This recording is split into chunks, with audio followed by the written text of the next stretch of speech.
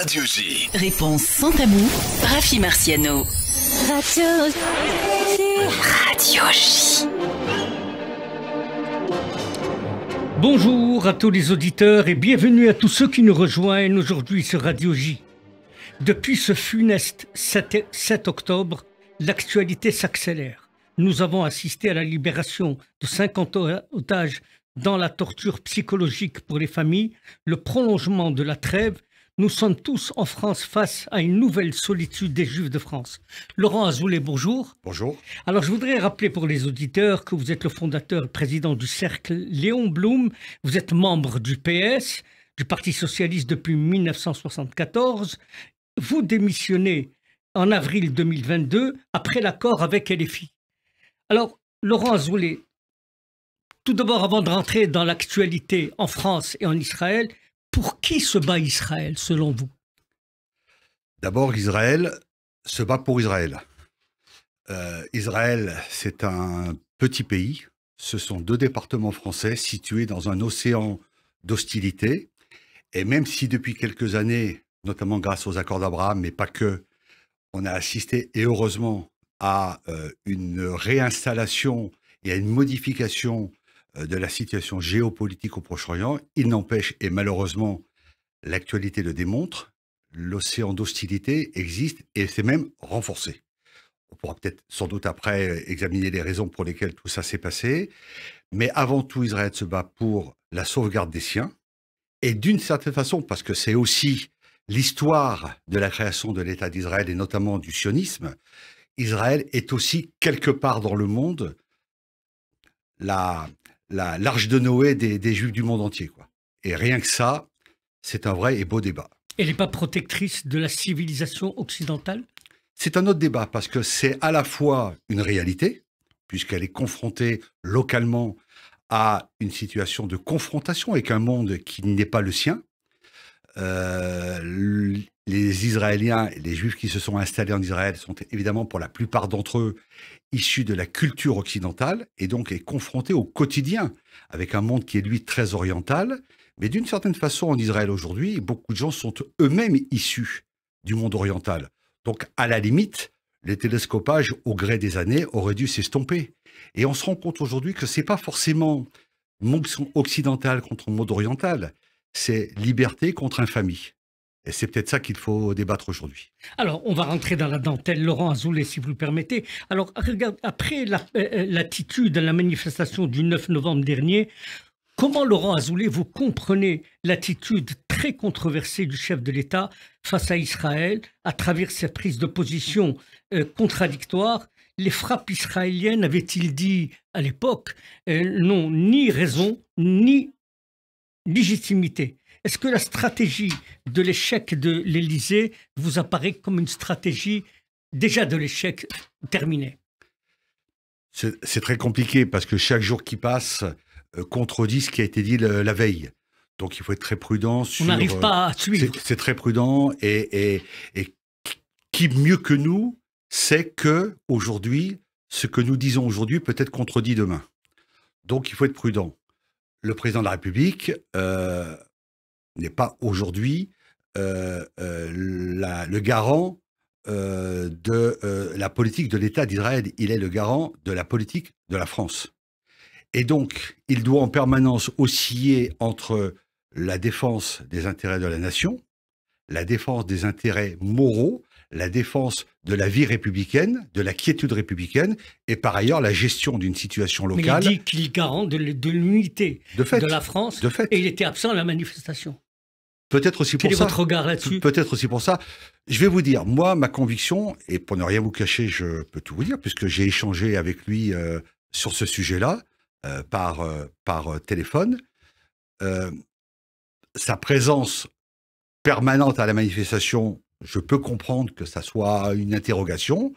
Je pense qu'une visite au moment de la manifestation pour saluer tous celles et tous ceux qui étaient présents aurait peut-être aussi été judicieux et utile. Donc, on aurait pu trouver un compromis. Je sais bien que vous n'allez pas me dire qu'est-ce qu'il vous a dit, parce que non. tenu un devoir de réserve, évidemment. Mais je voudrais quand même, restez un peu sur le Proche-Orient. L'AFP, la BBC que vous connaissez, le New York Times, plus proche journal, plus proche de nous, le journal Le Monde. Comment analysez-vous l'attitude de ces organes de presse? Certains dénoncent le traitement déséquilibré. Ils réunissent les conditions, pour certains qui affirment qu'ils réunissent les conditions de la plus parfaite mauvaise foi. Quelle est votre analyse, Laurent Azoulay? D'abord, je veux dire les choses telles que je les pense, parce qu'on est ici pour dire les choses avec les tripes et avec la façon dont on ressent la réalité de ce qu'on a perçu pendant cette période absolument dramatique. Il m'a semblé que pendant toute la première période, on va dire la dizaine, la quinzaine de premiers jours de ce qui s'est passé depuis le 7 octobre, les moyens nationaux de médias avaient été relativement corrects dans la couverture des événements. C'est-à-dire qu'à la fois, ils n'avaient pas caché la réalité et d'emblée avaient dit à la fois l'horreur de ce qui s'était passé. Je crois même d'ailleurs que tout, notamment, puisque c'est évidemment l'élément que nous avons en référence, les chaînes en continu, ont, je crois, relativement joué le jeu, si je puis dire, si c'est un jeu. De la correction. C'est-à-dire de l'équilibre et de la réalité des faits.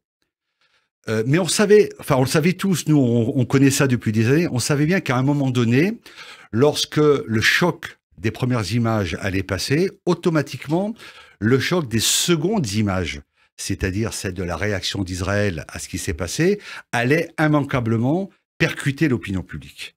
Et on sait que les journaux ou les médias qui sont les plus hostiles, non pas à la politique de l'État d'Israël, mais à l'État d'Israël, je suis à la différence entre les deux, allaient un jour retrouver ce qu'est leur cycle normal d'hostilité à Israël. Et c'est vrai que les premières images, rappelez-vous, ça a finalement commencé avec ce pseudo-bombardement de l'hôpital à Gaza, où tout d'un coup, ils se sont tous déchaînés parce que ça leur a fait du bien de pouvoir enfin dire ce qu'ils avaient enfin à dire, même si à la fin, pour certains d'entre eux, ont reconnu... une dérive morale? Mais elle existe depuis 25 ans. Ah. Donc, on ne le découvre pas aujourd'hui. Honnêtement, pour ceux qui suivent un peu la presse dans tout ce qu'est la gestion de l'actualité, on ne peut pas dire aujourd'hui que la gestion par une partie de la presse, pour être honnête, par une partie de la presse, est équilibrée. Et d'ailleurs, eux-mêmes disent, on n'a pas à être équilibré. Nous avons des lignes d'actualité, nous avons des lignes éditoriales qui font que. Donc, France Inter, France Info, les chaînes publiques, l'AFP, je n'en parle même pas, quant au Monde et Mediapart, on ne va pas en faire tout d'un coup des amis, alors que ça a été souvent des ennemis. Alors, vous êtes toujours au Parti socialiste, vous avez démissionné, comme j'ai rappelé tout à l'heure, à cause de l'alliance avec LFI. Et quand vous écoutez cette extrême gauche, Laurent Azoulay, qui penche vers le négationniste David Guiraud, Madame Soudé, Monsieur Porte et bien sûr Mélenchon, comment comprenez-vous cette dérive de partis de gauche comme ça? Pour rétablir une toute petite vérité, malheureusement, j'allais dire moralement pour moi, depuis 18 mois maintenant, je ne suis plus membre du Parti socialiste puisque j'ai démissionné en avril 2022, c'est-à-dire le soir même où la direction du Parti socialiste, dont je faisais partie, a décidé d'ouvrir un dialogue avec la France insoumise au moment de l'après-présidentielle de 2022. D'emblée, et d'ailleurs je l'ai écrit dans une lettre de 4 pages que j'ai adressée à l'époque au premier secrétaire du Parti socialiste, d'emblée j'avais compris que de toute façon, cette alliance allait immédiatement amener à des dérives. Alors, les dérives de LFI, d'une certaine façon, on les connaît, on sait de qui et de quoi est composé LFI, mais je ne voulais pas, moi, à la fois que le parti pendant lequel j'ai milité pendant 48 ans au Parti socialiste, je ne voulais pas que le parti se dévoie moralement et politiquement. Et j'étais sûr qu'une alliance politique avec LFI allait automatiquement générer une modification des paramètres politiques du Parti socialiste. Donc je ne voulais pas en être. Je ne voulais pas que mon nom soit associé à cette dérive. Et aujourd'hui, quand on regarde ce qui se passe, évidemment que tout ça a été écrit dans le texte. Et d'ailleurs, les réserves depuis maintenant 5 ou 6 mois émises par les actuels dirigeants du Parti socialiste démontrent bien que ce que j'avais dit il y a un an, aujourd'hui s'avère. Alors comment, certains vous ont suivi, certains ne vous ont pas suivi, mais comment, il y a une question qu'on se pose, Laurent Azoulay, vous qui avez été un militant Nous, on fait partie de la génération de Mitterrand. Comment expliquez-vous la présence de Dominique Sopo à la manif du Hamas du 4 novembre dernier? Parce que Dominique Sopo, pour moi, il demeure un orfèvre du double langage. Et c'est une trahison des SOS Racisme qui a été créée, comme vous le savez, avec des responsables de l'UEJF. J'ai bien connu SOS Racisme à l'époque de Julien Drey, de Harlem Désir, de Eric Guébali, à l'époque où effectivement il y avait la marche des jeunes beurs de Marseille qui montaient sur Paris pour réclamer les droits pour les immigrés de la seconde et de la troisième génération. C'était ça le SOS Racisme de l'époque avec la petite main jaune, vous en souvenez. Exactement. Le problème aujourd'hui, je ne parlerai pas que des SOS Racisme, je parlerai plus globalement des associations dites de droits de l'homme. Vous savez, moi, avant d'être à Paris, j'ai été pendant 10 ans à Bordeaux, j'étais le président de la Ligue des droits de l'homme en Gironde. La Ligue des droits de l'homme, celle de Maillère, vous voyez ? Cette Ligue des droits de l'homme qui est née du combat de Dreyfus, et c'est au siège de la Ligue des droits de l'homme qu'est né le Front populaire. Donc cette Ligue des droits de l'homme avait des valeurs. Daniel Maillère doit être en train de se retourner dans sa tombe. Je le crains malheureusement. Mais aujourd'hui, quand on voit ce qu'est devenu la Ligue des droits de l'homme, quand on voit ce qu'est devenu le MRAP, quand on voit ce qu'est devenu Amnesty International, quand on voit ce qu'est devenu SOS Racisme, quand on voit ce que sont devenus, on en a eu un exemple cette semaine, les mouvements féministes, quand on voit tous ces mouvements qui sont censés, normalement, combattre pour des valeurs, et comment elles ont basculé aujourd'hui dans une espèce de maximalisme radical, aujourd'hui on ne comprend plus, et tout ce pourquoi nous avons lutté pendant des années s'étiole aujourd'hui. C'est un vrai débat. Je pense que tous ces mouvements auront à rendre des comptes un jour, devant leurs militants d'abord, mais aussi devant l'opinion. Parce qu'à un moment donné, à force de dévoyer la cause pour laquelle on a construit tous ces mouvements, il y aura sans doute à un moment donné un temps de vérité. Alors, Laurent Azoulay, comment que vous comprenez, vous qui êtes un fin observateur, la communauté juive? Je sais bien que vous êtes...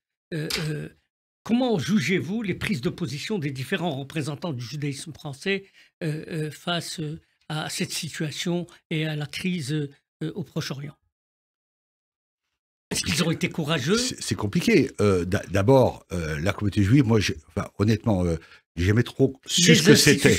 Voilà, parce que la communauté juive, elle est forcément diverse, elle est heureusement représentative de ce qu'est la communauté nationale, et donc je ne pense pas qu'on puisse dire la communauté juive en tant que telle, parce que elle est composée de gens qui sont extrêmement différents. Admettons, donc les représentants des principales institutions. Écoutez, les représentants officiels, c'est quand même pour l'instant le CRIF. Je crois que c'est le CRIF qui est le porte-parole de ce qu'est la voix d'une partie des Juifs de France et la voix légitime d'une partie des Juifs de France. Et honnêtement, et notamment Jonathan Arfi, le président du CRIF, me semblait-il, est exactement sur une ligne juste, équilibrée, réaliste, républicaine.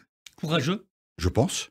Et très sincèrement, je suis en adéquation totale avec ces prises de position. Et pourtant, de nombreux Juifs, de la rue, désapprouvent les représentants de ces institutions. Alors, d'abord, il y a une particularité des Juifs de France. C'est que on a des institutions qui sont certes juridiquement et administrativement représentatives, mais qui sont élues par très peu de Juifs. Et donc, beaucoup de Juifs disent toujours, oui, ils représentent une partie de la communauté, mais moi, ils ne me représentent pas parce que je ne suis pas allé voter. Ben oui, mais ceux qui ne vont pas voter ont tort.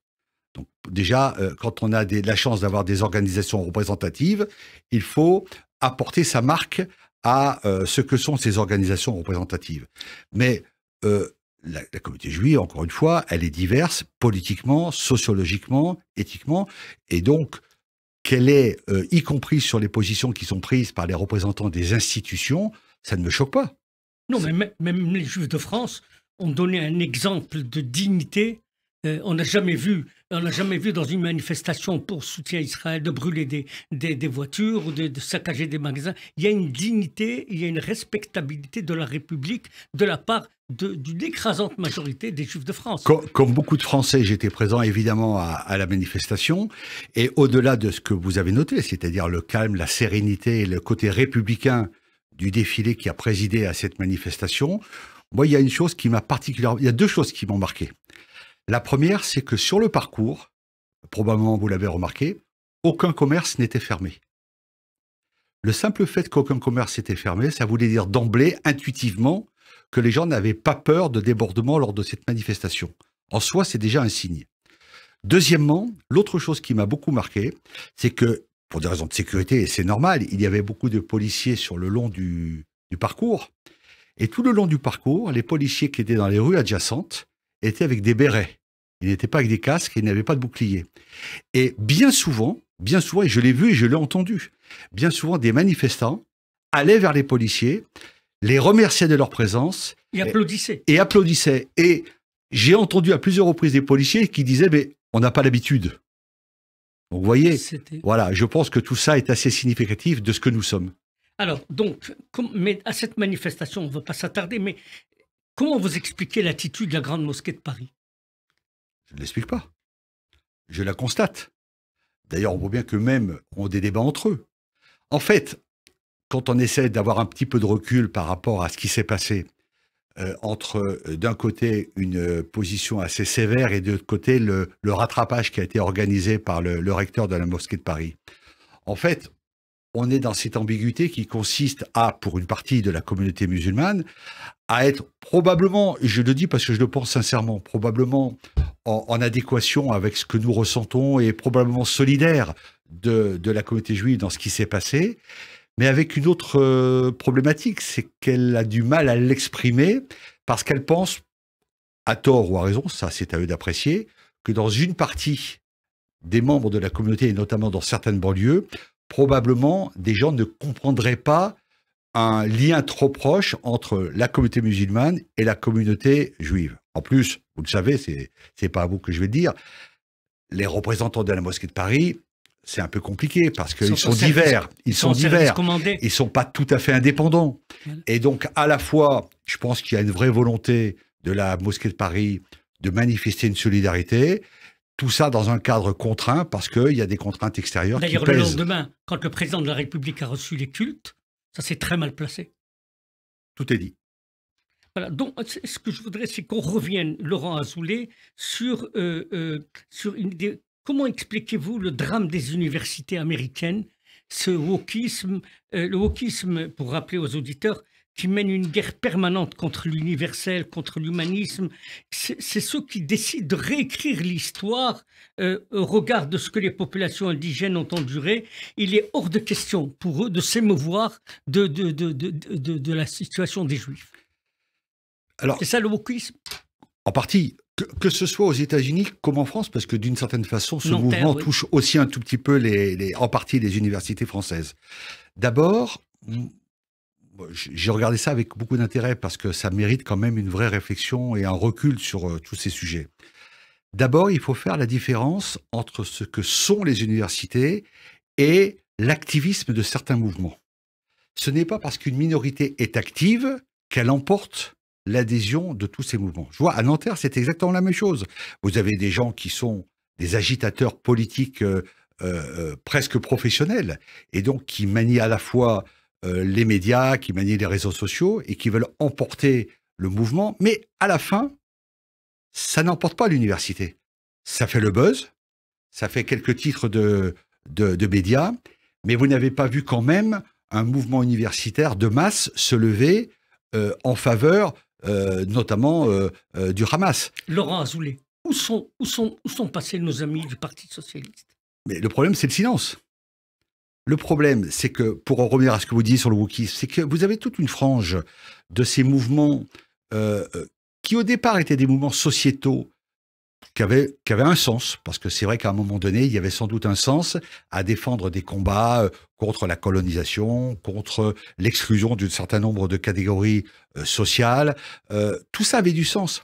Mais quand on sort du contexte et qu'on professionnalise des mouvements pour autre chose, et quand on voit aussi, parce qu'on le sait maintenant, que tous ces mouvements sont aussi financés à l'extérieur par des réseaux dont on sait d'où ils viennent, on n'est pas surpris. Maintenant, vous avez d'un certain côté des engagements, plus loin, engagements professionnels. De l'autre côté, et c'est un peu ce que je reproche moi à nos amis, qu'ils soient de la communauté juive ou qu'ils soient nos amis politiques ou associatifs, on a l'impression qu'il y a une espèce de réserve, une espèce de prudence. Vous savez, moi j'étais très mal à l'aise les premiers jours du conflit, quand j'entendais sur beaucoup de médias, y compris de gens proches de nous. Dire, les Juifs de France, vous comprenez, les Juifs de France ont peur. Voilà, mais vous comprenez. Mais je n'avais pas peur. Moi, nouvelle... je veux combattre cette idée. Le Juif n'a pas peur. Le Juif doit se battre, il doit être en réaction et il doit faire en sorte que, face à une agression, y compris si elle est politique, y compris si elle est associative, on a des arguments, on a des réponses, on a des valeurs et au nom de ça, on doit se battre. La peur n'est pas une bonne conseillère. Mais vous comprenez bien que une grande partie des Juifs de France se sentent vivre une nouvelle solitude. Relative, honnêtement. Alors, je sais que c'est pas forcément partagé. Moi, dans ma vie professionnelle, dans ma vie militante, dans ma vie associative, j'ai rencontré énormément de témoignages de soutien de gens qui ne sont évidemment pas juifs, qui politiquement n'étaient pas en accord avec moi, mais qui étaient extrêmement perturbés par tout ce qui s'est passé. Alors, à la fois sidérés par le 7 octobre, d'emblée, et deuxièmement, extrêmement interrogatifs sur ce qui se passait, et en France, en Europe, et à l'étranger. Et d'ailleurs, j'ai eu des messages de soutien, donc c'est chaud au cœur parce que c'est mieux dans ces cas-là d'avoir ce genre de soutien, mais pas que. Beaucoup m'ont dit, intuitivement, on est avec vous, mais on ne connaît pas le dossier, on n'a pas la connaissance de la situation. Et par exemple, on a besoin d'arguments. Est-ce que tu peux m'envoyer des informations? Par exemple, 2 éléments qui sont revenus, mais peut-être au moins une dizaine de fois. Quand on parle du blocus de Gaza, on ne sait pas quoi répondre. Quand on dit que les Israéliens provoquent un génocide, on ne sait pas quoi répondre. Est-ce que tu peux nous donner des éléments? Et moi, je vous le dis parce que je le pense profondément, si on n'est pas dans la réaction argumentaire, on perd un combat. On n'a pas peur, on réagit, on combat et on milite. Alors, je m'adresse aux militants socialistes, à l'homme. Comment vous avez vécu, Laurent Azoulay, en quelques minutes, comment vous avez vécu la libération de ces otages qui arrivaient au compte-gouttes? Comment vous dire? D'abord, évidemment, un soulagement et une satisfaction qui immédiatement, pour les familles évidemment, et puis pour ce que représentait la libération des otages, j'imagine évidemment ce qu'ils ont pu vivre, et donc évidemment on ne pouvait que se féliciter de leur libération. Mais moi, depuis le début, j'ai été partagé sur la négociation. Non pas qu'il y avait une dimension humanitaire qu'il fallait prendre en compte, c'est évident, et vous savez, c'est pas à vous que je vais dire, la notion du tu sauves une vie, tu sauves l'humanité. Donc ça, c'est quelque chose qui est profondément ancré dans le judaïsme. Mais après, je me suis demandé, c'est quoi cette espèce de supplice chinois qui remet le Hamas au centre du jeu?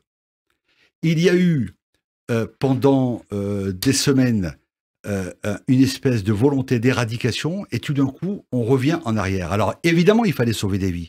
Le problème ne se pose même pas. En une minute, Laurent Azoulay, qu'est-ce que vous voudriez dire aux Juifs de France?